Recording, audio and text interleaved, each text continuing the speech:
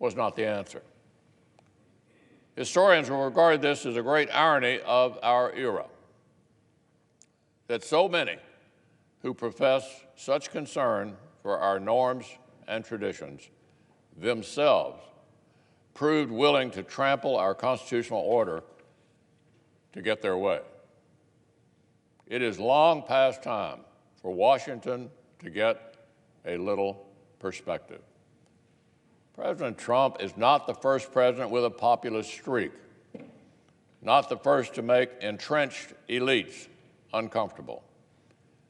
He's certainly not the first president to speak bluntly, to mistrust the administrative state, or to rankle unelected bureaucrats. And heaven knows he's not the first president to assert the constitutional privileges of his office rather than roll over when Congress demands unlimited, sensitive information. None of these things, none of them, is unprecedented. I'll tell you what would be unprecedented. It will be an unprecedented constitutional crisis if the Senate literally hands the House of Representatives a new partisan vote of no confidence that the founders intentionally withheld, destroying the independence of the presidency.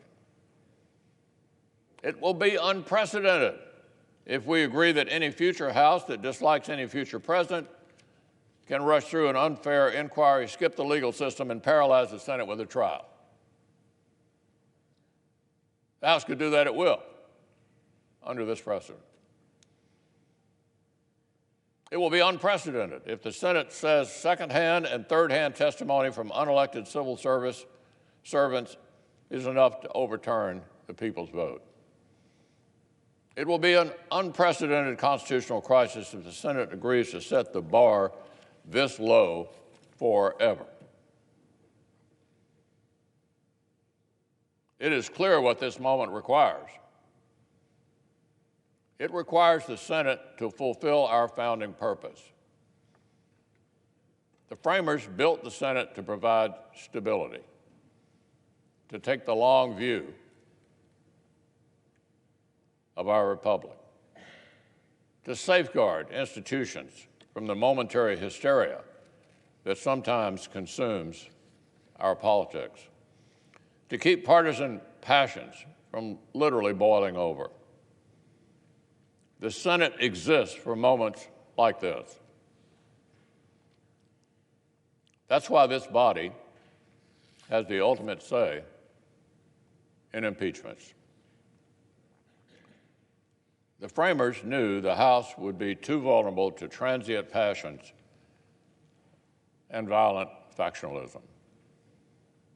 They needed a body that would consider legal questions about what has been proven and political questions about what the common good of our nation requires. Hamilton said explicitly in Federalist 65 that impeachment involves not just legal questions, but inherently political judgments about what outcome best serves the nation. The House can't do both. The courts can't do both. This is as grave an assignment as the Constitution gives to any branch of government, and the framers knew only the Senate could handle it. Well, the moment the framers feared has arrived. A political faction in the lower chamber have succumbed to partisan rage. A political faction in the House of Representatives has succumbed to a partisan rage. They have fulfilled Hamilton's philosophy that impeachment will, quote, connect itself with the pre-existing factions, enlist all their animosities, and there will always be the greatest danger that the decision will be regulated more by the comparative strength of parties than by the real demonstrations of innocence or guilt. Alexander Hamilton. That's what happened in the House last night. The vote did not reflect what had been proven. It only reflects how they feel about the president. The Senate must put this right. We must rise to the occasion. There's only one outcome that is suited to the paucity of evidence, the failed inquiry, the slapdash case. Only one outcome suited to the fact that the accusations themselves are constitutionally incoherent. Constitutionally incoherent.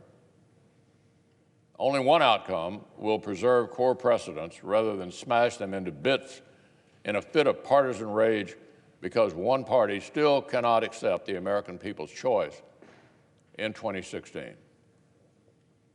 It could not be clearer which outcome would serve the stabilizing, institution-preserving, fever-breaking role for which the United States Senate was created, and which outcome would betray it. The Senate's duty is clear. The Senate's duty is clear. When the time comes, we must fulfill it.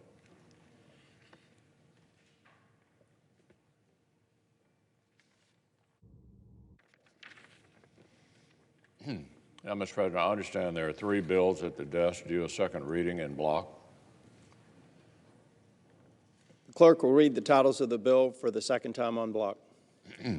H.R. 397, an act to amend the Internal Revenue Code of 1986, and so forth, and for other purposes. H.R. 1759, an act to amend Title III of the Social Security Act, and so forth, and for other purposes. H.R. 4018, an act to provide that the amount of time that an elderly offender must serve before being eligible for placement in home detention is to be reduced by the amount of good time credits earned by the prisoner, and for other purposes. In order to place the bills on the calendar under the provisions of Rule 14, I would object to further proceedings in block.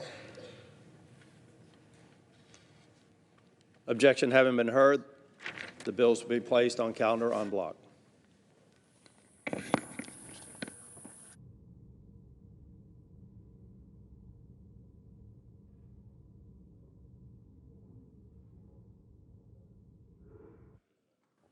Clerk will call the roll. Mr. Alexander.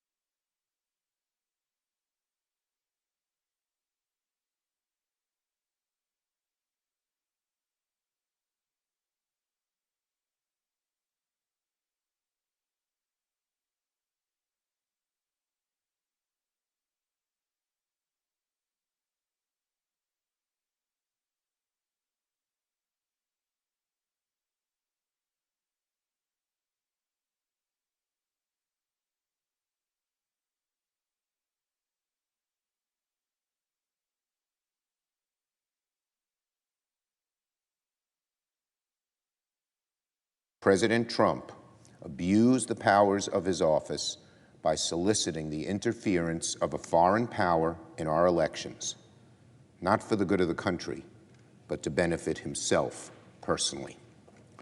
The articles also charge that the President obstructed Congress in the investigation of those matters. Together, these articles suggest the President committed a grave injury to our grand democracy.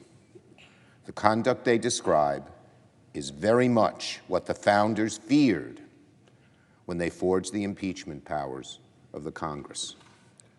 The founders, in their wisdom, gave the House the power to accuse, the Senate the power to judge. We are now asked to fulfill our constitutional role as a court of impeachment. Now that the House of Representatives has impeached President Trump, the nation turns its eyes to the Senate. What will the nation see? Will the nation see what Alexander Hamilton saw? A body of government with confidence enough to preserve, unawed and uninfluenced, the necessary impartiality? Or will the nation see the Senate dragged into the depths of partisan fervor? The nation just witnessed how the Republican leader sees his role in this chapter of our history, demonstrating both an unfortunate descent into partisanship and demonstrating the fundamental weakness of the President's defense. Leader McConnell claimed that the impeachment of President Trump is illegitimate because the House voted along party lines.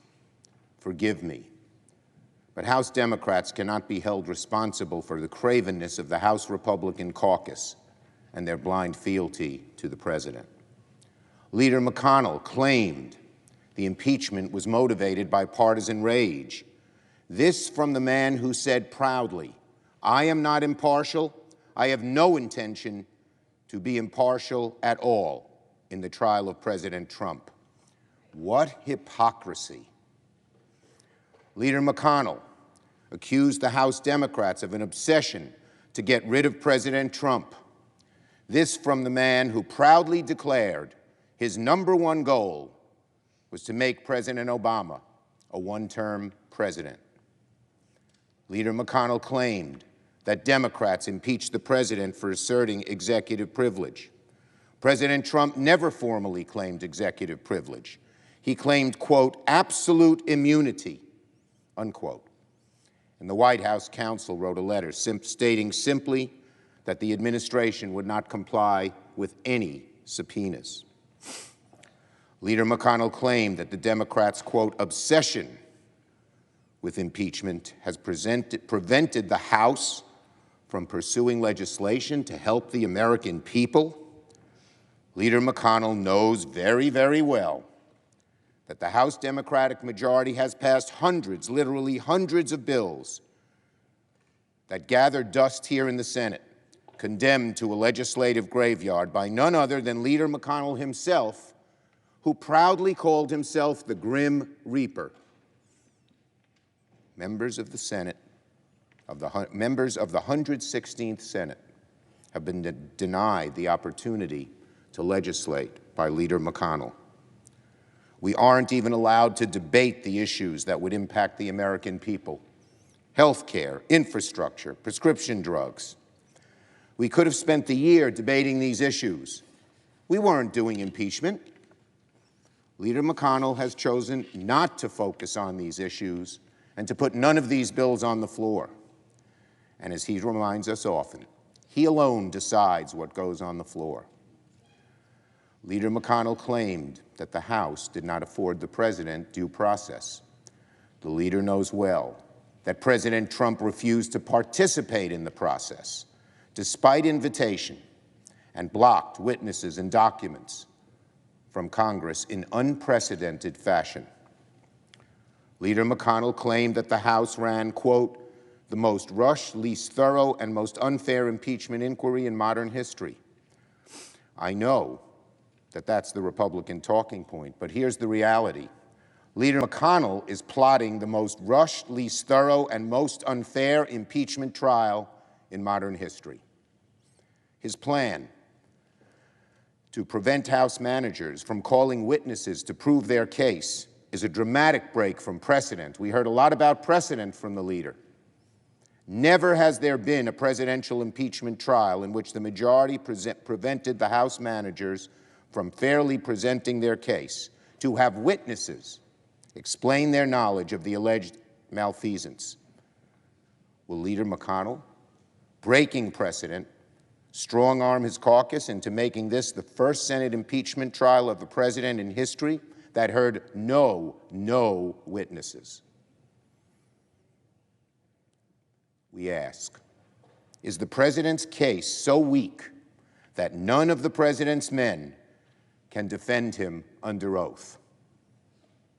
Is the president's case so weak that none of the president's men can defend him under oath? If the House case is so weak, why is Leader McConnell so afraid of witnesses and documents? We believe the House case is strong, very strong. But if the Republican leader believes it's so weak, why is he so afraid of relevant witnesses and documents, which will not prolong things very long in our proposal, 4 hours for each witness? It is true, as the leader has said, that the framers built the Senate to provide stability and to keep partisan passions from boiling over. However, their vision of the Senate is a far cry from the partisan body Senator McConnell has created. I hope America was watching the Republican leader deliver his speech.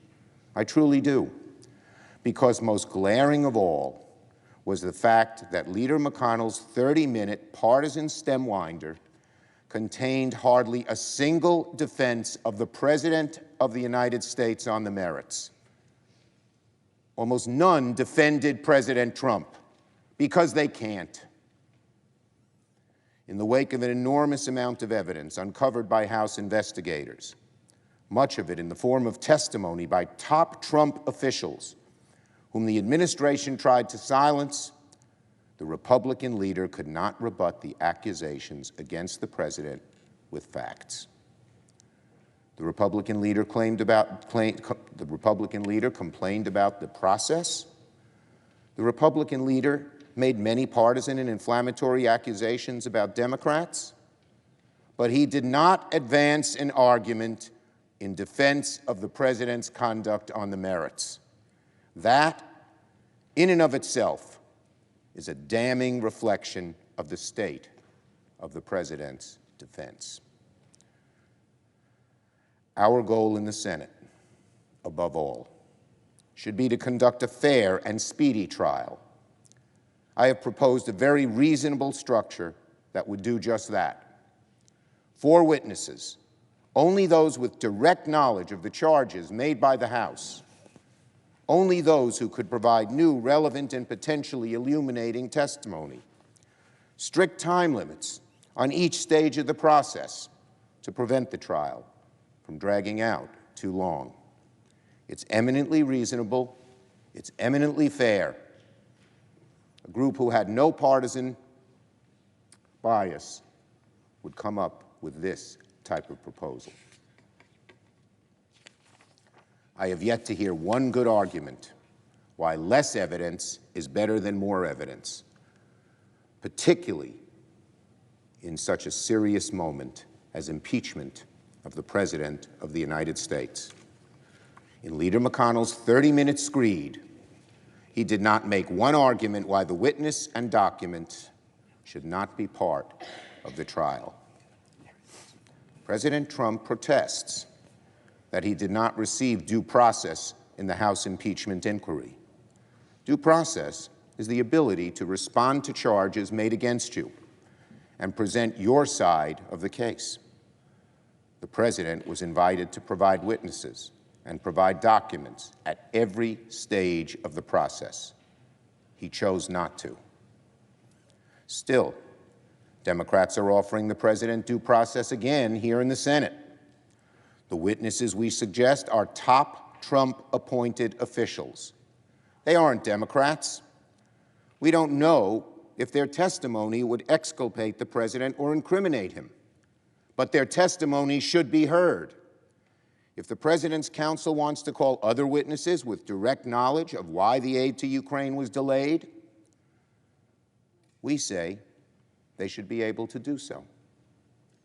President Trump claims he wants due process.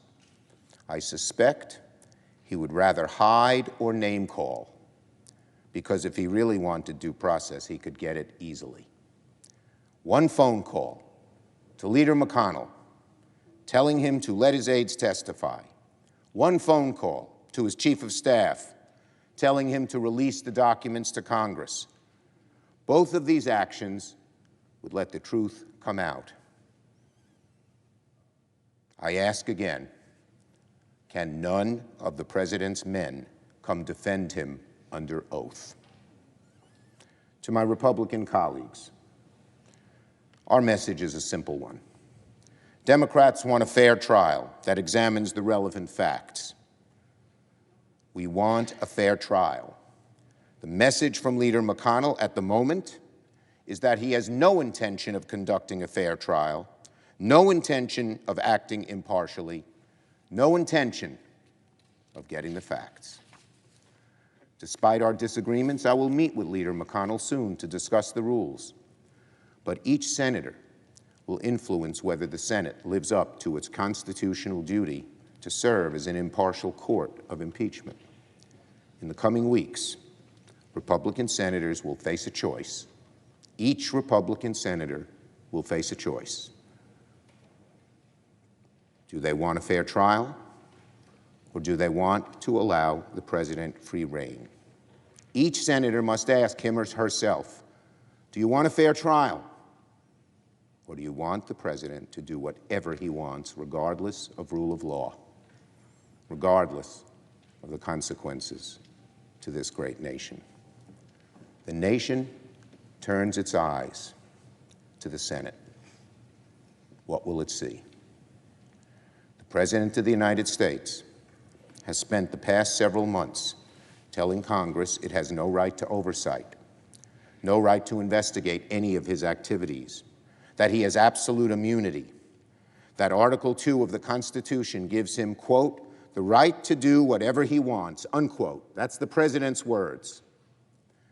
Past Senates have disagreed with such views and strongly and proudly stood up for the notion that the president is not omnipotent.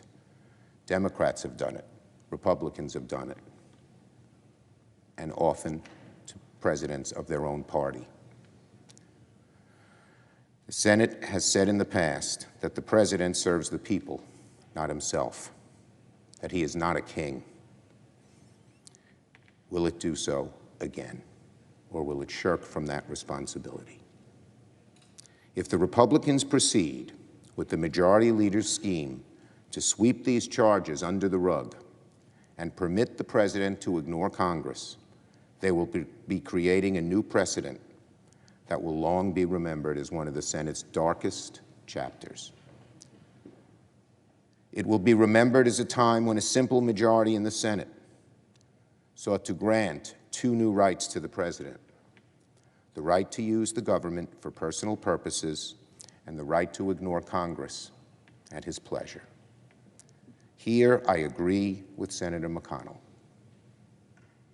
Moments like this are why the Senate exists.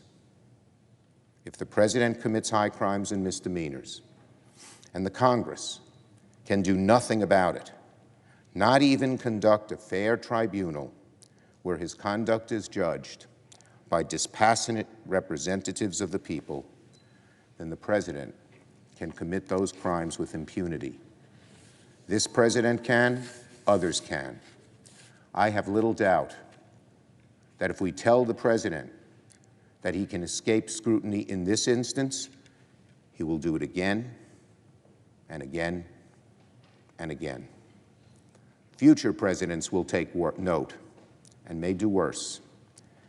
And the most powerful check on the executive, the one designed to protect the people from tyranny, will be erased. This chapter in our history books could be a lesson about the erosion of checks and balances in our modern age, or it could be a proud reaffirmation of those founding principles. This chapter in our history books could be about the overpowering partisanship of our times, or it could be